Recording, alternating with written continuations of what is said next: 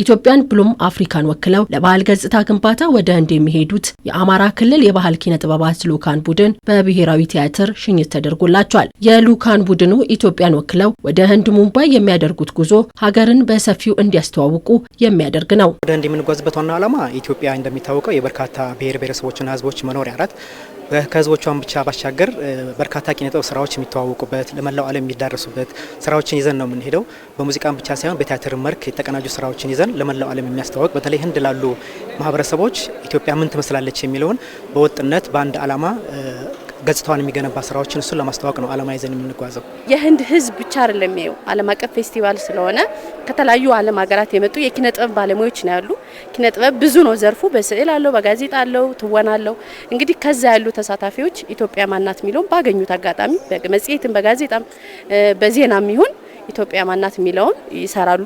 ትልቅ የሀገር ገጽታ ግንባታ ሰርተን እንመለሳለን ማለት ነው። ይህን አስበን የተዘጋጀ ነው። ከጎንደር ፋሲለደስና ከቀድሞ የሙሉ ዓለም የባህል ማዕከል የተውጣጡ 25 አባላት ናቸው በጉዞ የሚሳተፉት። ዘመኑ ሀገራት በባህል በጥበብ ያላቸውን ትውፊት የሚያስተዋውቁበት እንደሆነ ያነሱት የባህልና ስፖርት ሚኒስትር ዴኤታ ነብዩ ባዬ ይህም ለኢትዮጵያ እድል መሆኑን ጠቁመዋል። አሁን ያለንበት ዘመን በተለይ በባህል በጥበብ ሀገራት ገር ኃይላቸውን የሚተያዩበት ዘመን ነው።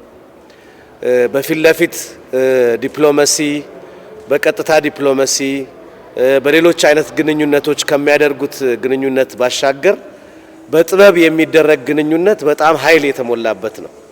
ይሄ ኃይል ደግሞ ምናባዊ ኃይል ነው፣ ስሜታዊ ኃይል ነው፣ የፍቅር ኃይል ነው፣ የሚያቀራርብ ኃይል ነው። ይሄ ጥበብ ቁና አገራት መሪዎች ህዝቦች በሚገናኙበት ጊዜ ባይምሯቸው ባለው ምስልና ፍቅር የተነሳ እንዲቀራረቡና እንዲከባበሩ ያደርጋቸዋል። እኛም ሀገራችን ኢትዮጵያ በጣም ረጅም ታሪክ ያላት በጣም ብዙ ህዝብና ባህል ማንነት የህብረ ብሔራዊ መልክ ያላት ድንቅ ሀገር ናት።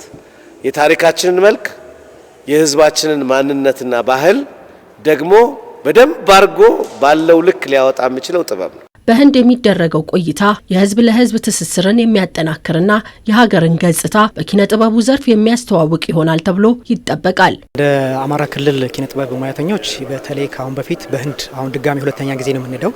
ካሁን በፊት በህንድ በተለያዩ ከተሞች በቻይና፣ በሩሲያ፣ በቱርክ የሀገራችን በተለይ ኢትዮጵያ ነው አማራ ክልል ብቻ ሳይሆን ኢትዮጵያን የሚገልጹ ባህሎችን በስፋት በማስተዋወቅ ሰፊ ስራዎችን ሰርተን ተመልሰናል።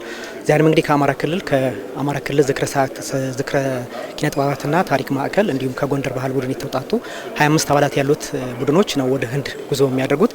በዛም ቆይታ እንግዲህ የኢትዮጵያ ባህል ኪነ ጥበብ በስፋት ለማስተዋወቅ ፕሮግራም ይዘን የሚሄድ ነው። ለሁለተኛ ጊዜ ነው የምንሄደው። የዛሬ 2 ዓመትም እንደዚሁ ዓለም አቀፍ ፌስቲቫል ላይ ሄደናል። ያሁንም እንደዚሁ ዓለም አቀፍ ፌስቲቫል ነው። ስንሄድ ግን ያው አማራ ክልልን ምናምን ወክለን አይደለም መላው ኢትዮጵያን ወክለን ነው የምንሄደው። ከመላው ኢትዮጵያም ደግሞ አልፈን አፍሪካን ወክለን ሄደናል የዛሬ 2 ዓመት ማለት ነውና አሁንም ይሄ ሂደት እንግዲህ ያው በነበረን ቅንጅታዊ አሰራር ጠንካራ ስራዎችን ሰራ ስለነበረ ያው እዛ ፌስቲቫል ላይ እንድንሳተፍ እድሉ ተሆናል። እድሉንም ለማሳካት እንግዲህ ያው ብዙ ትግል ተደርጓል። አቅም አለው። በሰፊው ነው የተዘጋጀንበት። እኛ መስማት የማይችለው ሰው በእይታ ማናት ኢትዮጵያ አለባበሳችን፣ አበላላችን፣ አኗኗራችን፣ ዘያችንን በቲያትር በክዋኔ በአጭር ደቂቃ ማናት ኢትዮጵያ የሚለውን እዛ ላይ መገንዘብ እንዲችሉ አድርገን ነው የሰራ ነውና ከፍተኛ አቅም አለው ብለን እናስባለን። እኛ የአማራ ባህል ኪነ ጥበባት ልኡካን ቡድን ከዚህ በፊት በባህል ዲፕሎማሲ በተለያዩ ሀገራት ኢትዮጵያን ወክለው ተሳትፈዋል። የሀገርን ባህል ትውፊት ለማስተዋወቅ ትልቅ እድልና አደራ በመሆኑ ይህንንም ለመወጣት የተሻለ ዝግጅት እንደተደረገ የገለጹት በአማራ ክልል የባህል ኪነ ጥበብና ዝክረ ታሪክ ጽሕፈት ቤት ምክትል ኃላፊ ገብረ ማርያም ይርጋ ናቸው። እንግዲህ በቆይታችን ባህልን፣ እሴትን፣ ትውፊትን በመግለጥ በማስተዋወቅ የበኩላችን ሚና የምንወጣ መሆኑን ከሱም ባሻገር የህዝብ ለህዝብ ትስስርን የሀገርን ገጽታ ደግሞ በተቀሩት ዓለማት ሀገር በምን ያክል ተስላለች፣ ባህልና ኪነ ጥበብ እሴቶችን የመግለጥ የማስተዋወቅ ተግባር በኪነ ጥበብ እንዴት ይገለጣል፣ የባህል ጥበብ ቱሪዝም ሀብቶቻችን ምን ይመስላሉ የሚለውን በሚኖረን መድረኮች ላይ ለማስተዋወቅ ሰፊ ዝግጅት አድርገናል።